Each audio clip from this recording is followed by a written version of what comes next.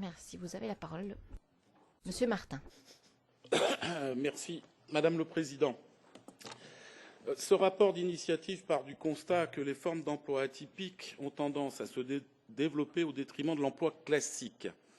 Deux raisons principales peuvent expliquer la précarisation de l'emploi: les politiques commerciales de libéralisation de l'économie et la révolution numérique en cours dans les entreprises. Ça a été excellemment développé par le rapporteur.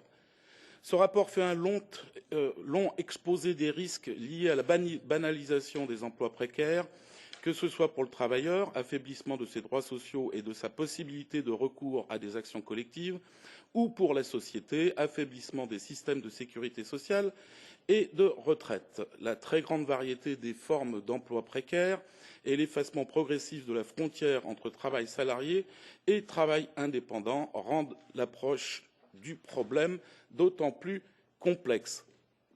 Le rapporteur propose de formuler une définition de l'emploi décent afin de permettre à la Commission et aux États membres de réfléchir à un cadre stratégique de lutte contre la précarisation de l'emploi.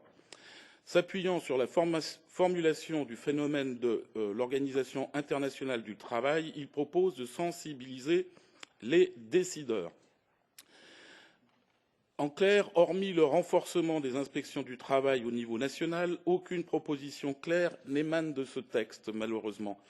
Le rapport se borne à dresser le constat d'une évolution mal comprise, d'agiter un épouvantail sociétal sans se risquer à avancer des solutions.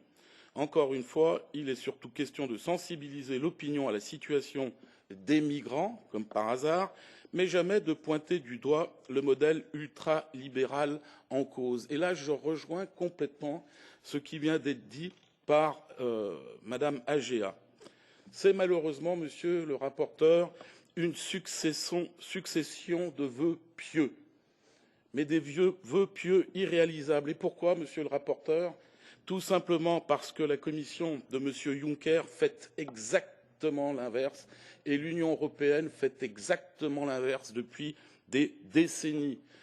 La directive des travailleurs détachés, la flexisécurité, l'ubérisation qui exploite de faux travailleurs indépendants, la mobilité des travailleurs, le fameux revenu universel, les réformes structurelles qui sont en fait les mesures d'austérité, j'en passe et des pires, ce sont autant de mesures qui favorisent la précarisation de l'emploi. Et vous le savez tous, car grosso modo, vous l'avez tous dit.